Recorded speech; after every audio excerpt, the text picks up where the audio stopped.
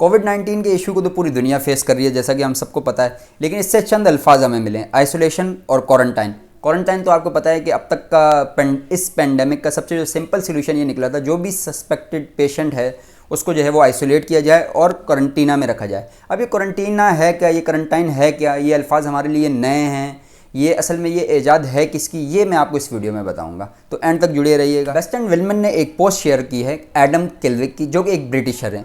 वो लिखते हैं एक Persian Muslim scholar of medicine के बारे में कि ये आइसोलेशन और क्वारंटाइन का जो वर्ड है ये इनकी इन्वेंशन है। वो कैसे, वो लिखते हैं कि सम of the disease were spread by micro organism to prevent human to human contamination.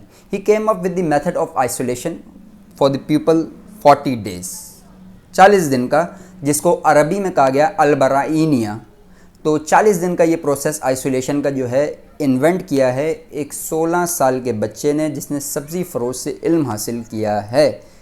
अब कहने का मकसद ये है कि माइक्रोस्कोप की ईजाद हुई है 1609 गैलीलियो गैलीली, और ये मैं बात कर रहा हूँ 9th सेंचुरी की, जिसने बता दिया कि कुछ माइक्रो ऑर्गेनिज़म, अभी माइक्रोस्कोप की ईजाद नहीं हुई, माइक्रो ऑर्गेनिज़म्स के बारे में बात हो रही है कि एक जरासीम एक ह्यूमन बॉडी से दूसरे ह्यूमन बॉडी के अंदर जो है वो बीमारी को ट्रांसफ़र करते हैं। अब जो सस्पेक्टेड पेशेंट होगा इसको आइसोलेशन के लिए 40 दिन तक सबसे अलग रखें। ये इन्वेंशन, जैसा कि मैंने आपको बताया कि एक 16 साल के बच्चे जिसने सब्ज़ी फ़रोश से इल्म हासिल किया है, इसकी स्टोरी मैं आपको बाद में सुनाऊंगा। अब पर्शिया के अंदर, इराक़ के अंदर ये जो आइसोलेशन और 40 डेज़ का पीरियड था, जब भी वबा वगैरह आती तो ये सबसे बेहतरीन इलाज होता। वरना इससे पहले जो है वबा में प्लेग की वबा, जिसको आम वबा थी, जो इस ज़माने में ताउन का मर्ज़ जिसको कहा जाता था, ये आप सल्लल्लाहु अलैहि वसल्लम के ज़माने से और बहुत पुरानी है।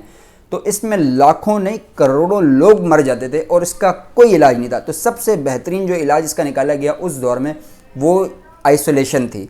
अच्छा, अब तुर्की के चंद ताजिर जो हैं वो पर्शिया की तरफ, ईरान इराक़ की तरफ जो है वो आए, और उन्होंने जब ये एक सक्सेसफुल मेथड देखा इसके इलाज का, वबा का, उनके यहाँ भी चूँकि वबा फैलती थी और लाखों करोड़ लोग मर जाते, तो इन्होंने इटली में, विंस के ताजिर थे वो, विंस शहर के, इटली में ये जो है ये इन्होंने आइसोलेशन जो है 40 डेज़ का पीरियड जो है वो इंट्रोड्यूस करवाया, और वहाँ पर भी ये इलाज बहुत कामयाब रहा।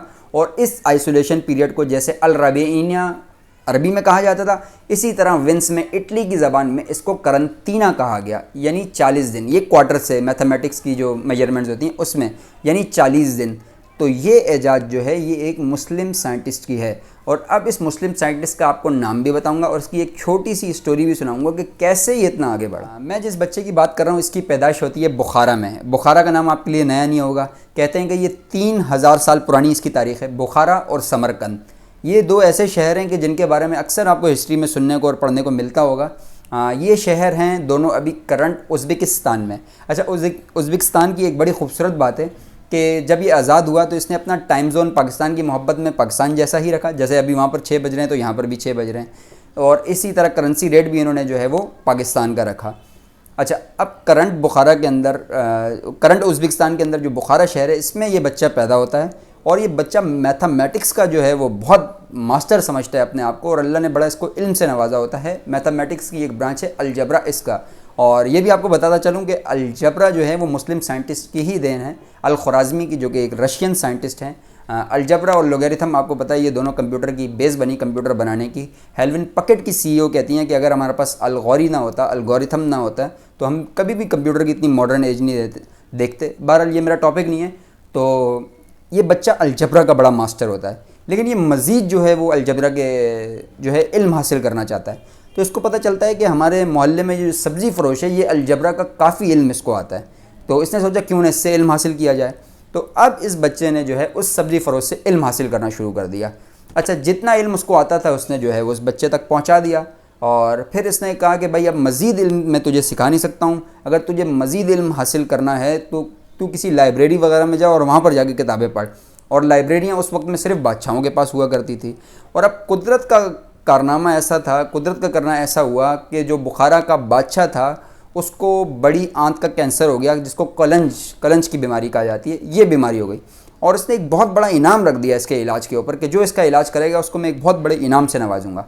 अच्छा, ये जब इस बच्चे को ये बात पता चलती है تو اس نے یہ پلان کیا کہ یہ ایک طبیب کے پاس، ایک حکیم یا ڈاکٹر جس کو آپ کہہ لیں، اس کے پاس جو ہے اس نے پریکٹس کرنا شروع کر دی. اس نے صرف معدے کے اوپر، اسٹمک کے اوپر اور بڑی آنت کے اوپر کام کرنا شروع کر دیا. اس کے علاج کے اوپر مختلف جڑی بوٹیوں کا کمبینیشن بناتا رہا، پریکٹس کرتا رہا، ایکسپیریمنٹ کرتا رہا. آخر کار اس کو چند جڑی بوٹیاں ایسی ملی جس کے کمبینیشن سے، جس کا جو ہے وہ معجون بنا کے اگر مریض کو پلایا جائے تو اس کے کولنج کا، بڑی آنت کا علاج بہت آسانی سے کیا جاتا ہے. اور اس نے ڈیفرنٹ پیشنٹ کے اوپر جو ہے اس کو ایکسپیریمنٹ کو کیا اور یہ کامیاب رہا. اچھا، اب اس تیر با ہدف نسخے کو لے کے جو ہے وہ بادشاہ وقت بخارا کے پاس پہنچتا ہے اور کہتا ہے کہ میں اس کا علاج بآسانی کر سکتا ہوں اور آپ فوراً سے ٹھیک ہو جائیں گے. اچھا، اب وہ بادشاہ جو ہے، جیسا کہ عام طور پر ہوتا ہے، بادشاہ کے ٹیسٹر جو ہوتے ہیں، ٹیسٹ کرنے والے، تو ایسے مریض بلائے گئے، ان پر ٹیسٹ کیا گیا اور واقعے میں یہ نسخہ جو ہے وہ بہت تیر با ہدف نکلا اور فوراً سے وہ مریض جو ہیں وہ ٹھیک ہونے لگے. تو اب بادشاہ کی جیسے عادت ہوتی ہے کہ مانگ فریادی کیا مانگتا ہے، تو اس بچے نے یہ کہا کہ آپ کے پاس جو لائبریری ہے، میں اس میں سے کتابیں پڑھنا چاہتا ہوں. اچھا، اب بادشاہ نے شرط یہ لگائی، اس شرط پہ اس کو یہ لائبریری میں کتابیں پڑھنے کی اجازت دی کہ پورا 1 سال میں تمہیں دیتا ہوں، جتنی کتابیں پڑھ سکتے ہو پڑھ لو، لیکن اس شرط کے ساتھ کہ تم اس کے نوٹس نہیں بناؤ گے، یعنی ان بکوں میں سے کسی چیز کے نوٹس نہیں بناؤ گے. اب پورے 1 سال تک اس بچے کے حوالے یہ لائبریری. اب یہ بچہ صرف 3 کام کے لیے باہر نکلتا، نماز پڑھنے کے لیے، پاخانے کے لیے اور کھانے کے لیے. پورے 1 سال میں کیا ذہانت تھی اس بچے کی. اس 16 سال کے بچے نے پوری کی پوری لائبریری حفظ کر لی. جب بادشاہ کے سامنے پہنچا اور بادشاہ کو وزراء نے جب یہ رپورٹ دی تو بادشاہ نے اس کا ٹیسٹ لیا اور بادشاہ بڑا حیران تھا. بادشاہ نے اب اس بچے کو اپنے دربار میں رکھ لیا. لیکن اللہ کا کرنا ایسا ہوا، بادشاہ کا انتقال ہوا، اس کا بچہ آیا اور اس کے بچے سے یہ انٹیلیجنٹ برین جو ہے یہ برداشت نہ ہوا اور اس نے اس کو بے دخل کر دیا بخارا سے. اب یہ بچہ چونکہ وہ طبیب کے پاس یہ معدے کی اور ان چیزوں کی پریکٹس بڑی زبردست ہو گئی تھی، طب کی، میڈیکل کی، تو اس نے میڈیکل میں ہی دلچسپی لی اور اس وقت کے 2 بڑے شہروں میں بہت بڑا علم تھا، ایک قاہرہ مصر اور دوسرا عراق بغداد. اس نے سب سے پہلا سفر کیا مصر کی طرف اور دوسرا سفر کیا اس نے جو ہے وہ بغداد کی طرف اور وہاں سے طب کا ایک اچھا خاصا علم حاصل کیا. اب جب یہ 1037 میں وفات پاتا ہے تو پھر پتہ چلتا ہے کہ اس نے تو 500 کتابیں لکھی ہیں میڈیکل کے اوپر، بیماریاں کیسے ہوتی ہیں، کس وجہ سے ہوتی ہیں، ان کا کس طریقے سے علاج کیا جائے تو مریض جلدی صحت یاب ہو جائے گا. لوگوں کو جب بعد میں مختلف ممالک میں مختلف زبانوں میں اس کا ترجمہ ہوا، ایک سے اس کے مرنے کے 2 سال بعد، تو پتہ چلا یہ تو بہت بڑا برین تھا اور یہ تو میڈیکل سائنس کی بنیاد رکھ کے چلا گیا. اور اس بچے کا نام تھا ابن سینا، جس کو ہم ابو علی سینا کے نام سے بھی جانتے ہیں، اور ان کا اصل نام ہے حسین بن عبداللہ بن علی، اور یہ جو ہے یہ پرشین تھے. یعنی ایک سبزی فروش سے علم حاصل کرنے والا کتنا بڑا سائنٹسٹ بنا. اور یہ تو صرف ایک مسلم سائنٹسٹ ہے، اس کے علاوہ میں نے مسلم سائنٹسٹ کے حوالے سے ایک ویڈیو بھی میری آپ کو مل جائے گی، لنک جو ہے وہ میں ڈسکرپشن میں ڈال دوں گا، کہ یہ تو صرف فادر آف جو ہیں وہ میڈیسن ہے. اسی طرح فادر آف جو سرجری ہیں ابوالقاسم الزہروی، وہ بھی ایک مسلم سائنٹسٹ ہیں. اسی طرح فادر آف ایویشن، سب سے پہلے جہاز اڑانے والے جس کو کہیں کہ جہاز اڑانے کا تصور جنہوں نے دیا، عباس ابن فرناس ایک مسلم ہیں. ابوالقاسم الزہروی رشین سائنٹسٹ ہیں. انہوں نے سرجری کے 100 آلات ایسے ایجاد کیے ہیں جس میں سے 60 آج بھی ماڈرن فارم کے اندر آپ کو ملیں گے، اور یونان کے اندر اور یورپ کے اندر آج بھی آپ کو میڈیکل کے اندر ان کا چیپٹر پڑھانے کو جو ہے وہ اور دیکھنے کو ملے گا بکس کے اندر، میڈیکلز کی بک کے اندر.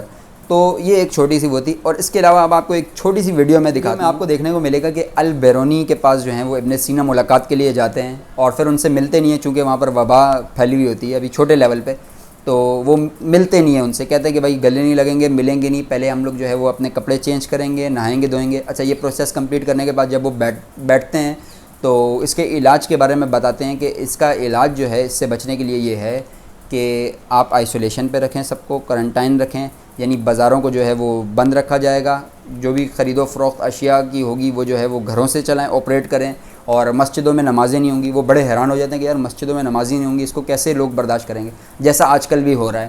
یہ سارے جو ہیں وہ سلیوشن ابھی کے نہیں ہیں، یہ سارے نقال ہیں، عقال بہت پہلے گزر چکے ہیں، انہوں نے یہ ساری چیز ہے وہ ایجادات ان کی ہے جن پہ ہم لوگ ابھی بھی کام کر رہے ہیں، ابھی بھی ہم لوگ ان کو ہی آگے بڑھا رہے ہیں.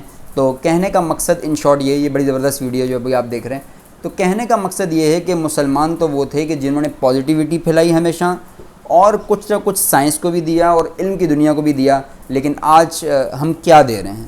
یہ میرا ایک آپ سے سوال ہے، یہ آپ سوچیں. ویڈیو اچھی لگی تو لائک کریں، سبسکرائب کریں، اپنا بہت خیال رکھیے گا. اللہ حافظ.